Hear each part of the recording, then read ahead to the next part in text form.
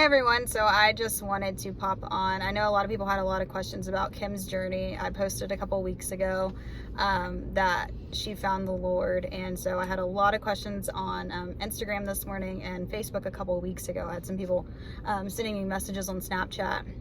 So I figured we could just do a video and kind of address everything all at one time. Y'all could hear it from her instead of actually me posting. So I have her today. We went to church this morning, and then we kind of did something fun afterwards, and we'll kind of get into that in a little bit.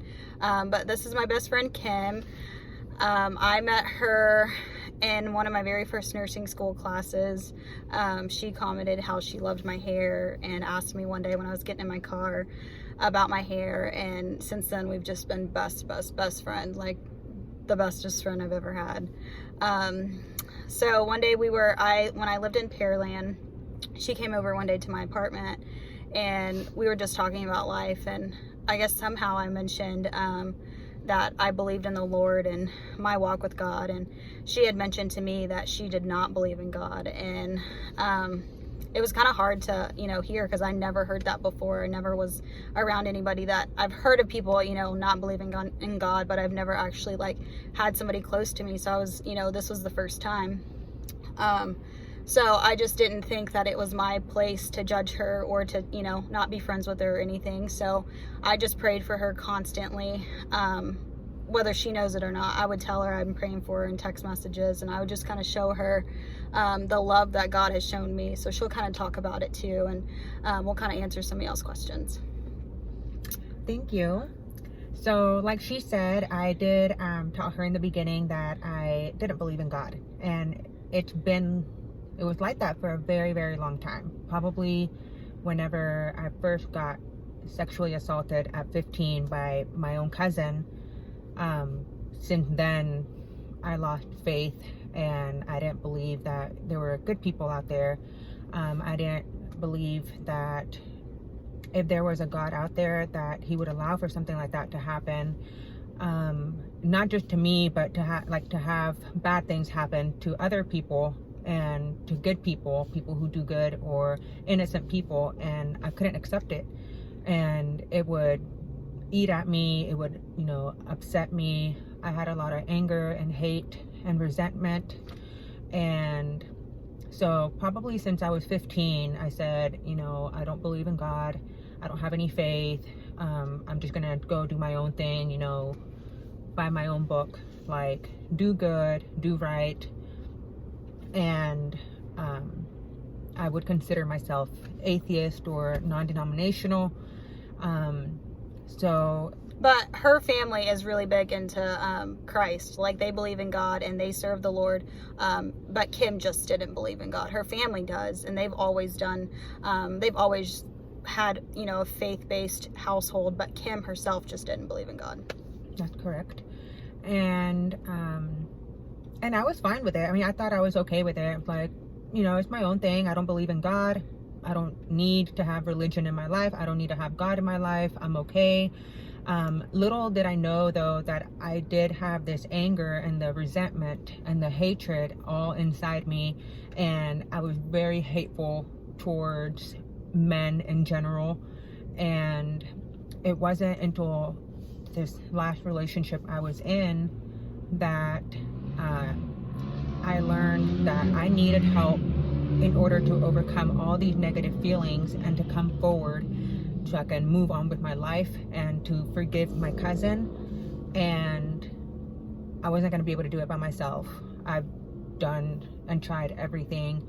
I've been on antidepressant. I've talked to psychiatrists. I've talked to therapists, yoga, exercise. I did turn to medicine, non-prescription medicine for a while. It was just a very dark time. And so that was 15 years old. I am 29 now, so almost another 15 years, and I'm still struggling with the same thing. Well, I still was struggling with the same thing, and angry and hatred and resentment. And so it wasn't just recently that I realized that, hey, you know what, I'm not able to do this on my own. I can't come out forward by myself doing the things that I've been trying because it hasn't been working. So I've been having a lot of thoughts about going to church or letting God into my life for a couple of months. And I was debating, and I would think about it, and I wasn't sure. So it was the weekend of Valentine's that I was gonna hang out with Kristen. And, you know, like I said, I was thinking about God and stuff for a while. And randomly she asked me, hey, would you like to come to church with me on Sunday? It was on actual Valentine's Day. And currently single. I had nothing else to do, but at the same time I'm like, oh my goodness, my prayers are answered. And it was unexpected, and so I was so excited. And so I replied to her and I said, oh my goodness, yes, I would love to. And so then we went to church on Sunday, my first time in over 15 years. And I cried. Yeah. I cried the whole entire time. I cried. I felt so good. I felt like good energy, positive vibes, peace. Everything that the pastor was saying resonated with me. I could reflect on what he was saying. I was just really emotional. And also the word that the pastor was speaking, I could understand it and I could relate to it, and it meant something to me. And I think that's just what meant the most to me, where I could actually relate to the messages that he was saying, and I could understand it and relate to it, and it was just eye-opening. And it was a great experience. Like I said, like I cried the whole entire time. And I left and I couldn't wait to share with my parents. I couldn't wait to share with my family, with my friends. And so today I went again. But the couple weeks ago when we went, Joel talked about dedicating your life to the Lord. And Kim, at this point, I wasn't gonna, nudge her or tell her, hey, I think you should. I just wanted her to feel everything. I wanted her to do this on her own. I was there to support her and to love her to where she needed to be. I wasn't there to push her or to make her feel pressured or anything. And Joel had talked about if you're not sure where you're gonna go, if something happened to you today, this is your opportunity to give your life to the Lord. And me not doing anything for her or to her, anything, he asked everybody to stand up if that was you. And with Kim on her own, with her own heart in it, her own emotions in it, she stood up and dedicated her life to the Lord. I did, yes, yeah. I did. And I stood up and I was sobbing. I had my mask on. I was like just sobbing uncontrollably. I turned to Kristen. I had to hug her because I needed to hold somebody. And it was just a great experience. Today we went again, and again I cried all over again. Just the energy and positive, and the messages that you hear, like reading it or hearing it from the pastor, and you being able to relate to it, like he's just talking directly to you, but at the same time to everybody else. And so I just felt a lot of peace and stuff in my heart and on my mind, and I was able to talk to my parents about the situation that had happened with my cousin back 15 years ago, that I was okay to forgive him, that I was gonna be okay to move on from it, that I don't need I don't need to have contact with him in order to be able to forgive him. Forgiveness was a lot that he talked about that first time too. To be able to forgive someone, not for them, but for you. Yeah. And then today talked about when people do you wrong, it's not our job to get back at them. It's God will pay you back. Yeah. And I think that was a big deal for her today too. I mean, it spoke to me in different ways, but it spoke to her in different ways as well. So I don't know, it's been a really good experience. I had a great time, a lot of fun too, going with Kristen, and being able to just have a better peace of mind, and to have the faith of just knowing that I'm not in this by myself. I don't have to get through anything alone.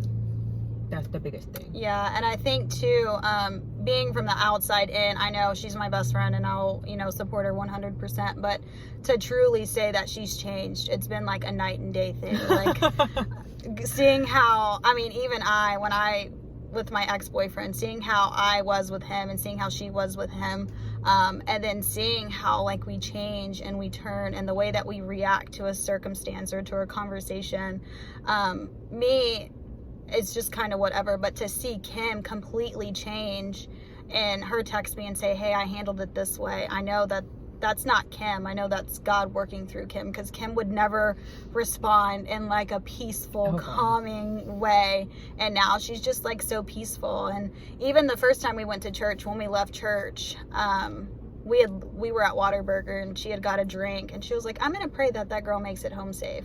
Like small things like that. And it's never even been a question in her head. And now, it's like, how can we give back? Like we've talked about missionary trips. We've talked about what we could do to give back. Today, we did something that was pretty selfless. It was a very humbling experience, to say the least. I got to do it with you. Yeah, it made a difference for sure. So we went to McDonald's and fed homeless people today, which is huge in Houston. I mean, you can go downtown and see so many homeless people, but I think for us, it's very judgmental, you know, like, I mean, even as nurses, homeless people, they're there for the drinks or the booze and the drugs and stuff, but just the humbling words that they told us, and, you know, the thank yous and the overwhelming, like, happiness with us just giving them, like a cheeseburger. That's a huge thing. I think for us, it was like, oh, okay, we're going to go do it. Because even today, like, we had talked about feeding the homeless before. And then when we went to church today, Pastor Joel was talking about giving back. You know, there's so many ways. He said that you're blessed so you can be a blessing to others. And so we were like, this is, you know, our time to give back. So we went and bought cheeseburgers and stuff, but to see the smiles that just a simple cheeseburger, like we can go buy whatever we want. But to know that a cheeseburger made somebody's day, like, it's so humbling. Again, I cried. Yeah, we cried the whole time. And I mean, I think we bought 10 at first, and they were gone within like the first 3 minutes. So we like went back to McDonald's and bought 20 more, and then went and found the rest of the 20 to give away. So it's just the little things that we give back in. And I think too, even for Kim, going back to nursing school, she always wanted to be an OR circulating nurse. Like, that was her dream. But she had battles that she had to fight internally. Kim is hard of hearing, and she didn't feel like she would be able to uphold a position where you had to wear a mask. And I think COVID kind of just knocked that out of the park, because she's an OR circulating nurse. And I think since we were in nursing school, before she believed in God, before any of this stuff happened, that's what she wanted to do. And so when we graduated from nursing school, that was like in her heart. And then when she got the job, she was even questioning her worth, you know, like, I don't know if I'm going to be able to do it. I don't know if the surgeons are going to be able to hear me, because her big thing is she reads your lips. Mm-hmm. So you can tell them about that a little bit, since that's your personal. You can tell them, and then I'll kind of hop in. So basically, in the operating room, everybody's wearing masks and have their whole face covered. I do better whenever I can read people's lips, and it's been really hard. And I remember whenever in school we did the clinical rotations, and I did a rotation in the OR, and I was so excited because, like Kristen said, I've always wanted to do that. And so I went there, and it wasn't what I was expecting. She called me crying because she was upset that what she wanted to do wasn't going to be an option for her. I was crying. I was really upset because I couldn't understand what they were saying behind the mask. And so very simple jobs that they wanted me to do, I couldn't do them because I couldn't understand what they wanted me to do. So they would say something, I could hear them, but I couldn't understand them.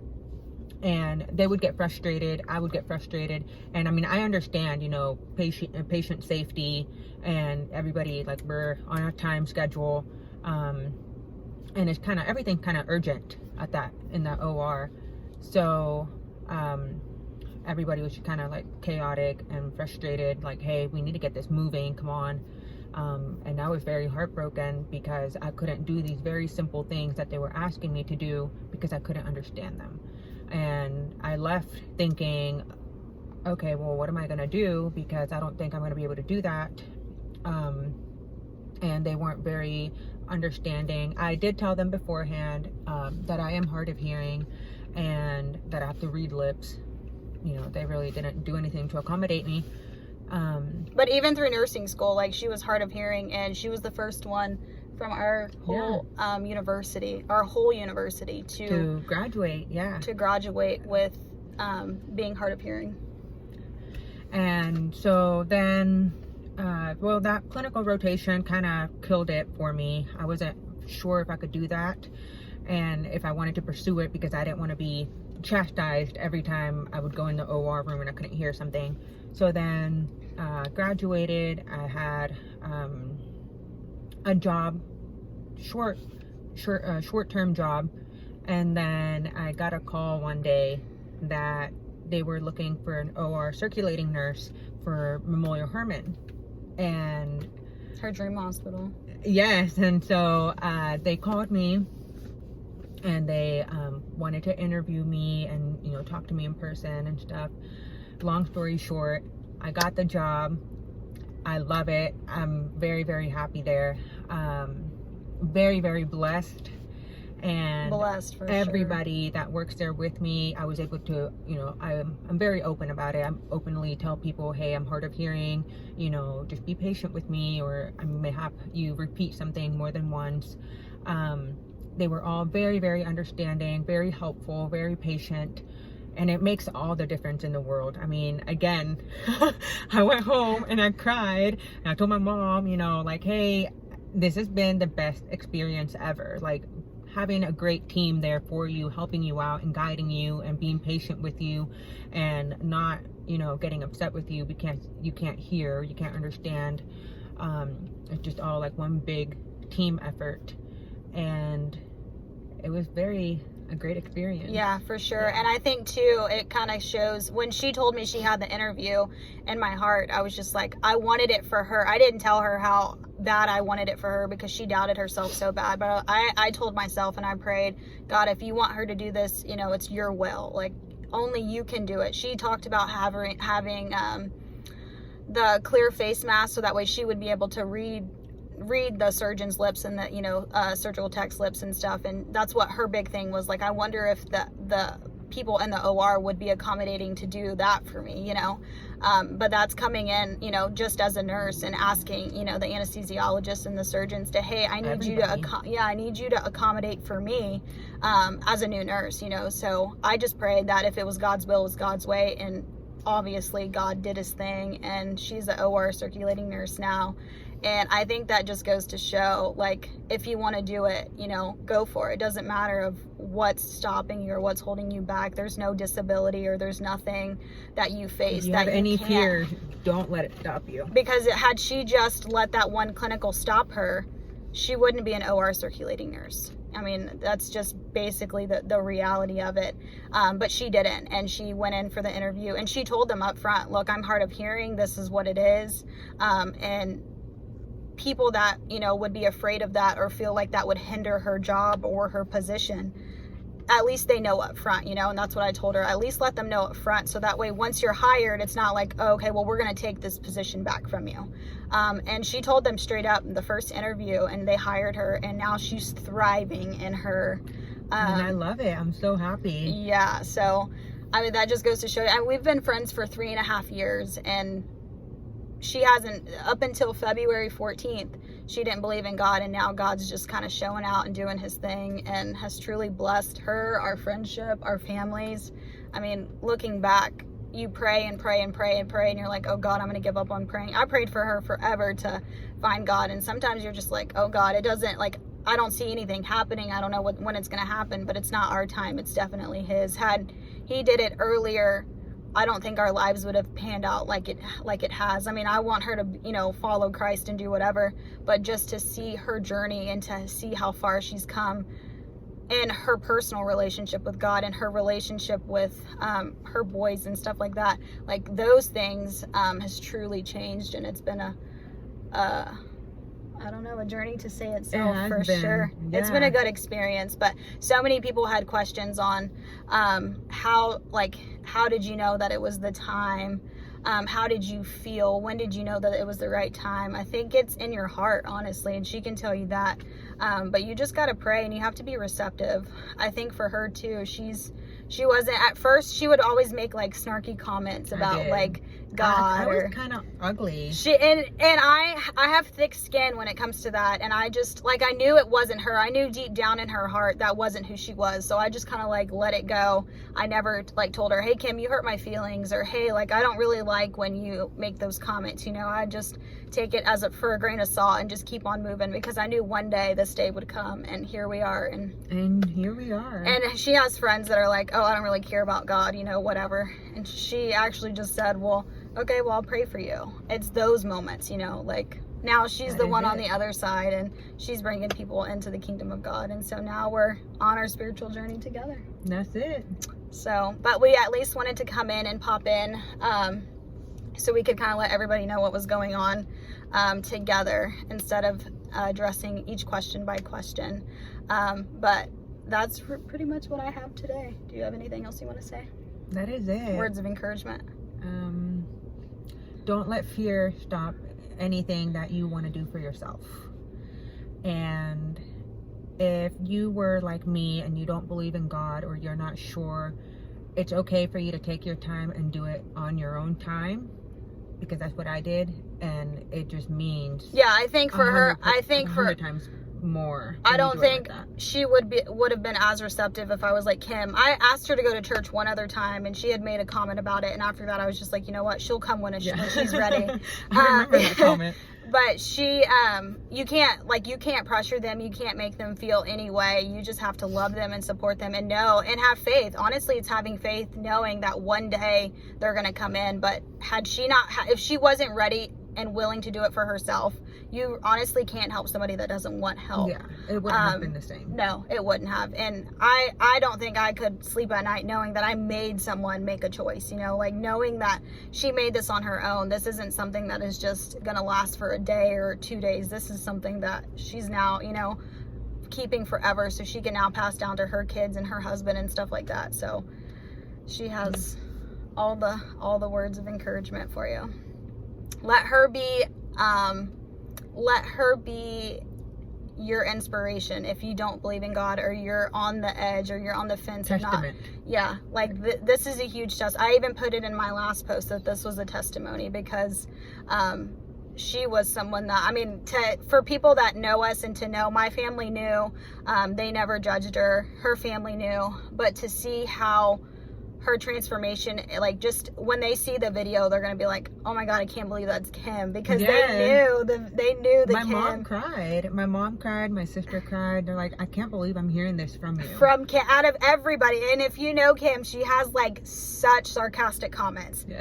Such sarcastic comments. So to hear her talk about God, people are like blown away. That's why I was like, I want to come on. I mean, I can get on and answer all the questions, but for her to actually get on and to answer and tell people, hey, look, this is really, it just means so much more. So I wanted her to address and to kind of tell her side of it, so we could all be on the same page and y'all could see what the testimony actually is. Yeah, thank you for having me. Oh, absolutely. So thank y'all everybody for tuning in. You will see us back around. We'll be at church next Sunday. So if you are looking for a church, or you're looking to go with somebody or something, you just need, you know, prayer or something, let us know. We'll pray for you. Just send me a message on whatever platform you're on. Send me a message and we'll pray for you. And if you're looking for a church, if you're wanting to go, you're more than welcome to join us. We're just trying to do God's work and be the people he's provided for us. So I think that's it. Thank y'all so much. Love you all. Bye.